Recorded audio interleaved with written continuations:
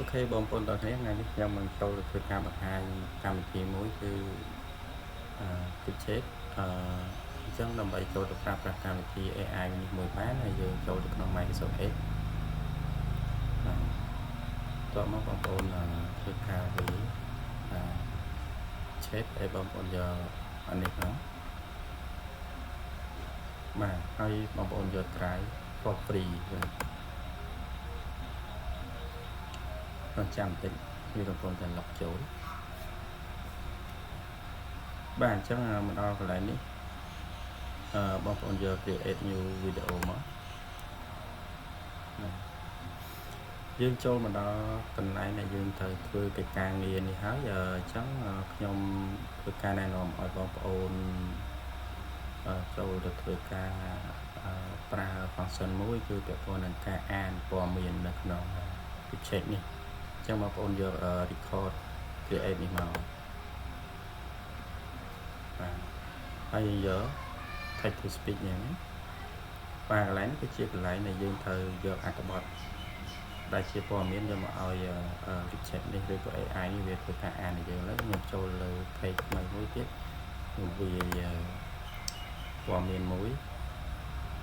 បាទកម្មជាតិថ្មីចាទៅមើលវាមានអត្ថបទអីអូខេឥឡូវអត្ថបទរបស់យើងចេញមកហើយអូខេអូខេអូខេ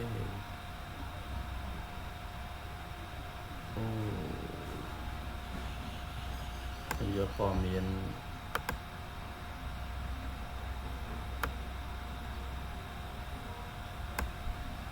នេះយើងនេះមួយចុះ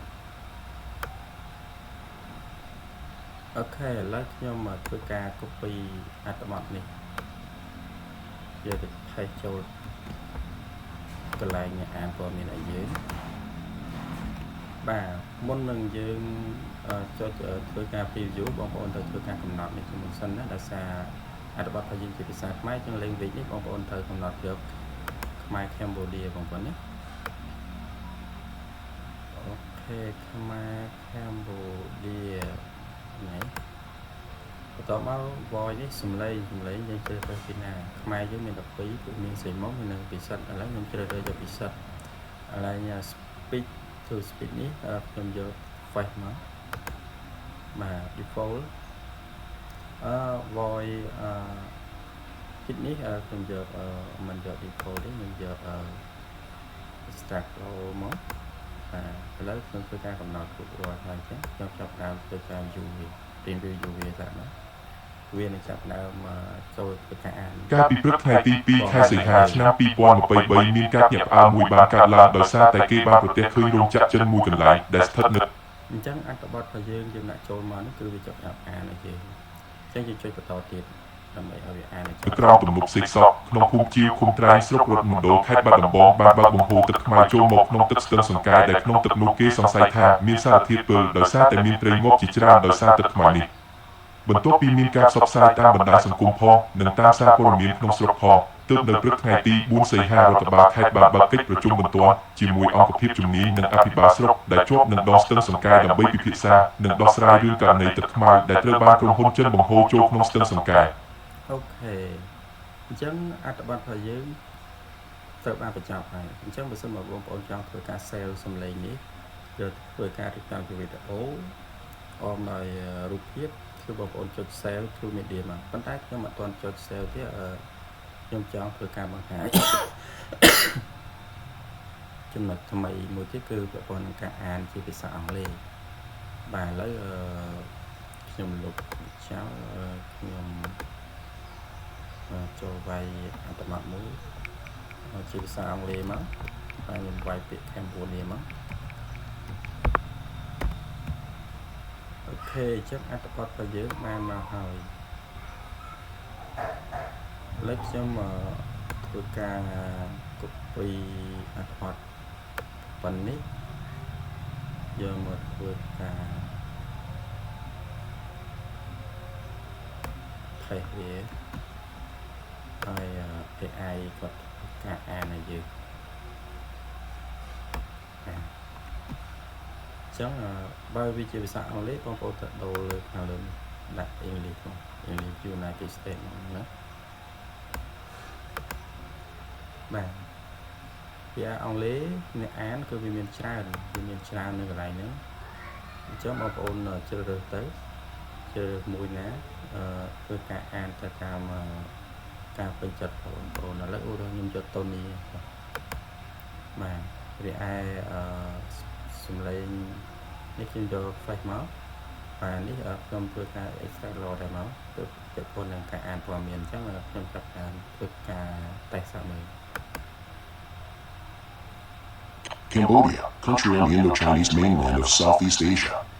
Cambodia is largely a land-o.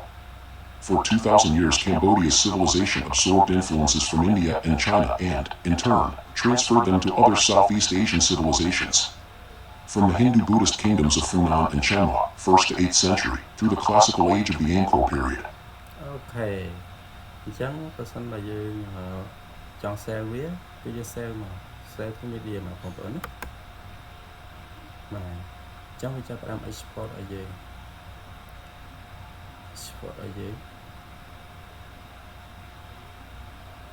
ok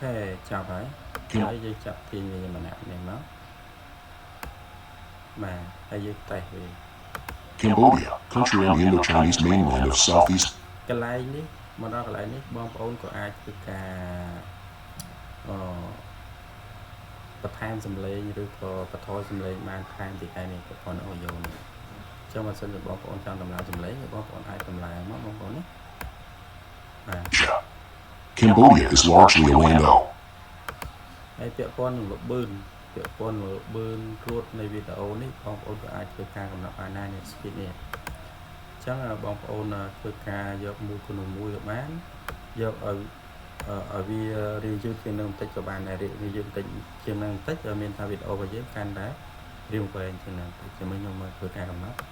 គេយកមកនេះមកវាលោតមកខាងមុខកាន់តែវែងបន្ថែមទៀតណាប៉ុន្តែបើសិនបើខ្ញុំយកទៅមុខជាពេលវីដេអូរបស់យើងកាន់តែថយបាទអញ្ចឹងខ្ញុំបត់ថយវាមកបាទខ្ញុំយកប៉ុណ្ណឹងហើយខ្ញុំសាកតេស្តមើល Cambodia, country on the Indo-Chinese mainland of Southeast Asia. Cambodia is largely a land-o. For 2,000 years, Cambodia's civilization absorbed influences from India and China and, in turn, transferred them to other South. Okay, អញ្ចឹងយើងគិតថាសំឡេងហ្នឹងយើងចង់ធ្វើការ export វាទៅបែរថាយកទៅធ្វើការដាក់ជាមួយនឹងអត្ថបទរបស់យើងអញ្ចឹងខ្ញុំមកធ្វើការ export វាកន្លែងនេះទំហំរបស់វាគឺវាឲ្យយើងធ្វើការរើសបងប្អូនបាទវាមាន4 8មាន7 20មាន18អីចឹងទៅអានេះ 4K នេះមានថាលុះត្រាតែបងប្អូនអរគ្នាធ្វើការចំណាយលុយនៅក្នុងការទិញកម្មវិធីនេះបានយើងយកបានតែយើងយកត្រឹមតែ HD នេះបានណាយើងប្រើ free ទៅបាទអញ្ចឹងវាចាប់ផ្ដើមធ្វើការពីវីដេអូនេះឲ្យយើងហ្នឹងបាទបងប្អូនអាចយកសំឡេងនេះយកទៅធ្វើការប្រើនៅក្នុងការយកទៅរៀបចំជាវីដេអូអមទៅដោយរូបភាពបានអូខេវីដេអូរបស់យើងចប់ហើយបាទនេះគឺជាវីដេអូដែលយើងបានរៀបខតវាបាទអញ្ចឹងចំណុចនេះខ្ញុំងាកមកក្រោយបន្តិចចង់បញ្ជាក់បងប្អូនបន្ថែមបន្តិចទៀតដើម្បីធ្វើការយកកម្មវិធី Clipchamp នេះហើយយកមកធ្វើការប្រើប្រាស់ជាជំនួយនៅក្នុងការធ្វើការងាររៀបចំវីដេអូរបស់បងប្អូនបងប្អូនគ្នាគឺវាជាពាក់ព័ន្ធនឹងការអានព័ត៌មានដែរហ្នឹងគឺបងប្អូនទាំងអស់គ្នាអាចប្រើប្រាស់កម្មវិធីនេះបានសម្រាប់ជាជំនួយនៅក្នុងការរៀបចំវីដេអូបងប្អូនរបស់គ្នាអញ្ចឹងយើងចូលទៅក្នុង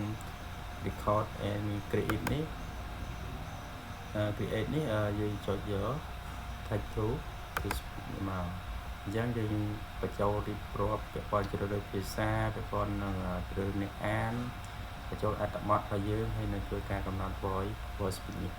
អញ្ចឹងបន្ទាប់មកគឺ user មកគឺវាជាការស្រេចអរគុណអញ្ចឹងសម្រាប់វីដេអូ